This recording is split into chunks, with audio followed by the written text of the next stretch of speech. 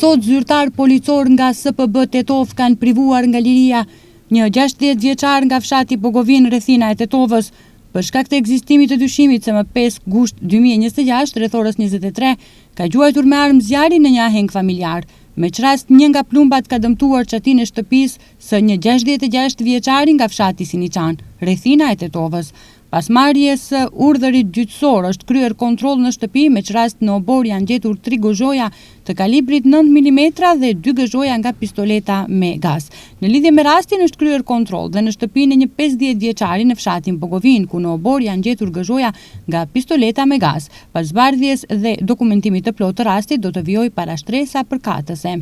Dje në orën 8:25 zyrtarët policor nga SPB Tetov kanë privuar nga liria një 32 vjeçar nga Tetova, duke vepruar sipas denoncimit të mëparshëm se gjatë javës së kaluar në shtëpinë familjare vazhdimisht i ka kërcënuar prindërit me një mjet të mpret, ndërsa më 3 gusht 2026, pasi nuk i kanë dhënë para, ka thyer një pjesë të mobiljeve dhe ka tentuar të sulmojë me mjet të mpret babain 61 vjeçar. Dje në orën 12 në SPB Tetov nga EVN Maqedoni është denoncuar se në një shtyllë ku ka qenë e vendosur me matës elektrik në pronësi të një banori e përdorur nga një 52 vjeçar nga fshati Reqice Vogël, është konstatuar lidhje ilegale, gjithsesi ura lidhëse para matësit me kablo bakri dhe energji elektrike e marrë ilegalisht është përdorur për furnizimin e një objekti hotelerik dhe një kati të shtëpisë. Personat e autorizuar nga EVN-ja kanë larguar lidhjen ilegale, ndërsa ekipi i kthyrjes nga SPB Tetov në bashkëpunim me ekipin nga EVN Maqedoni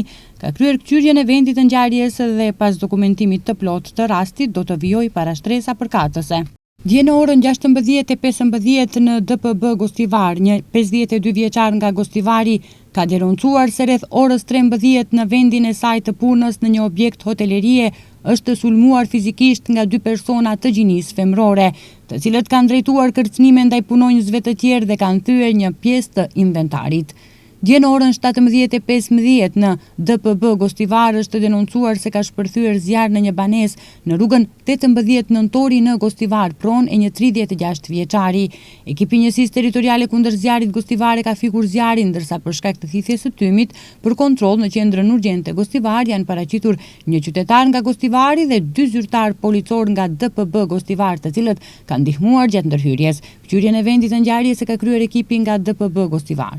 Dje në orën 22, zyrtarët policor nga SPB Tetov kanë privuar nga liria një 35 vjeçar nga rrethina e Tetovës. Paraprakisht, ish bashkëshortja e tij 31 vjeçare ka denoncuar se, përkundër vendimit të gjykatës themelore Tetov, me të cilin i është caktuar masa e përkohshme mbrojtëse nga dhuna në familje dhe ndalimi i shqetësimit, ai në disa raste e ka kërcënuar përmes telefonit, ndërsa më 4 dhe 5 gusht 2026 e ka shqetësuar në vendin e saj të punës. Pas mesnate, në orën 1:35 në rrugën rajonale Gostivar fshati Qegran, në fshatin Çajl, zyrtarët policor nga DPB Gostivar kanë privuar nga liria një 19 vjeçar nga fshati Forin, rrethina e Gostivarit. Paraprakisht ai me moped me targa regjistrimit të Gostivarit ka qenë i përfshirë në një aksident komunikacioni, ndërsa pas kryerjes së kthyrjes është konstatuar se ka drejtuar moped pa leje drejtimi.